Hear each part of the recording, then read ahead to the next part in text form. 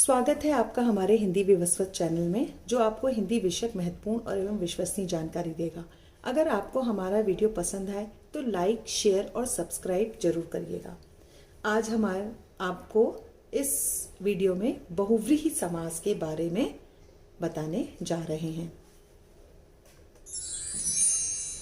बहुव्रीहि समास में पहला पद और दूसरा पद प्रधान ना होकर, आपको बताया था समास में दो पद होते हैं, कोई ना कोई एक पद प्रधान होता है, एक गौण होता है, लेकिन यहाँ पे दोनों ही पद का अपना कोई महत्व नहीं होता, बल्कि किसी विशेष संज्ञा की ओर, विशेष अन्य पद की ओर संकेत करते हैं। एग्जाम्पल से आपको और क्लियर हो जाएगा। और ये दोनों समासिक पद तीसरे पद का विशेषण बन जाते हैं और ये विशेषण का कार्य करने लगते हैं। विग्रह करते समय वाला, वाली, जिसका, जिसकी जैसे शब्दों का प्रयोग किया जाता है। नीलकंठ, नीलकंठ एक शब्द है। देखिए इसमें यहाँ पे नीला है कंठ जिसका, नीला है कंठ जिसका अर्थात कौन है? नीलकंठ एक ही भगवान है। कौन से? शिव। तो आप देखिए ना नीला का इंपॉर्टेंट है ना कंठ की इंपॉर्टेंट है। इंपॉर्टेंट किसकी है? जो तीसरा शिव, जिसके बारे में बता रहा है। और नीला है कंठ जो है पूरा एक विशेषण पद बन गया है किसी संज्ञा के लिए, जो संज्ञा हमें दिखाई नहीं दे रही, जो संज्ञा का अनुमान हमें लगाना है कि इसका आंसर क्या हो सकता है। तो नीला है कंठ अर्थात शिव। इसमें आप देखिए पीतांबर, पीला है अंबर जिसका अर्थात कृष्ण। यहां पे भी आप देखिए पीला है अंबर जिसका, पीतांबर यानी कृष्ण का नाम आता है। गजानन, यहाँ गज के समान मुख वाला, मैंने आपको बताया था वाला वाली भी यूज होता है। तो गज यानी हाथी के समान मुख वाला अर्थात गणेश। इस प्रकार बहुव्रीहि समास में दोनों पद किसी तीसरे पद को संकेत कर रहे हैं। कोई विशेष विशेषता लिए हुए शब्द जो किसी विशेष देवी, देवता, पदार्थ, प्राणी, अन्य प्राकृतिक वस्तु की ओर संकेत कर रहे हैं, तो कर रहे हो तो बहुव्रीहि समासिक पद कहे जाएंगे। जैसे एक दंत, एक दंत एक गणेश जी के लिए आता है। वीणा वादनी सरस्वती माँ के लिए आता है। चतुर्भुज विष्णु भगवान के लिए। पंकज कमल। जब इसका विग्रह करेंगे एक दंत है जिनका अर्थात गणेश।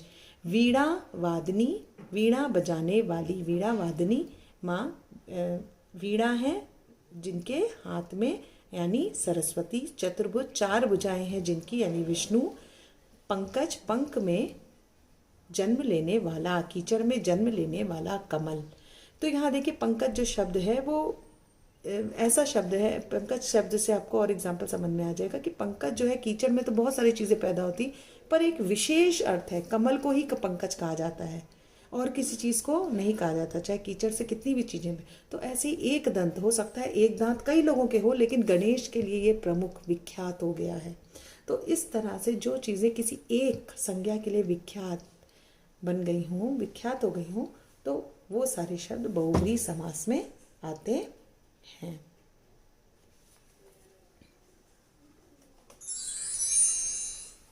आइए अभ्यासकार करते हैं। त्रिलोचन, तीन है लोचन अर्थात शिव। राजीव लोचन, कमल के समान नेत्रों वाले अर्थात राम। दशानन, 10 मुख वाला अर्थात रावण। चार पाई, चार हैं पाए जिसके अर्थात चारपाई। अष्टभुजा, 8 भुजाओं वाली अर्थात दुर्गा। चंद्रशेखर, चंद्रमा है शिखर पर जिसके अर्थात शंकर। तो इस तरह से इसका विग्रह होगा। आपके मन में ये जरूर संदेह आया होगा कि इसमें संख्यावाची शब्द लगे हुए त्रि, दश, चार, तो ये बहुव्रीहि समास कैसे हुआ? इस शंका का निवारण करने के लिए मैंने आगे इसी वीडियो में आगे आपको उदाहरण के माध्यम से समझाया है, देखते रहिए आप। कर्मधारय और बहुव्रीहि समास में अंतर। सबसे पहले आप कर्मधारय और बहुव्रीहि समास में अंतर समझिए। इन दोनों का अंतर हम एक ही शब्द का उदाहरण देके समझेंगे। जैसे कमल नयन, कमल के समान नयन। आपको ये पता है कि कमल का नयन में उपमान और उपमेय का संबंध है, जो आपको पहले ही मैं बता चुकी हूँ।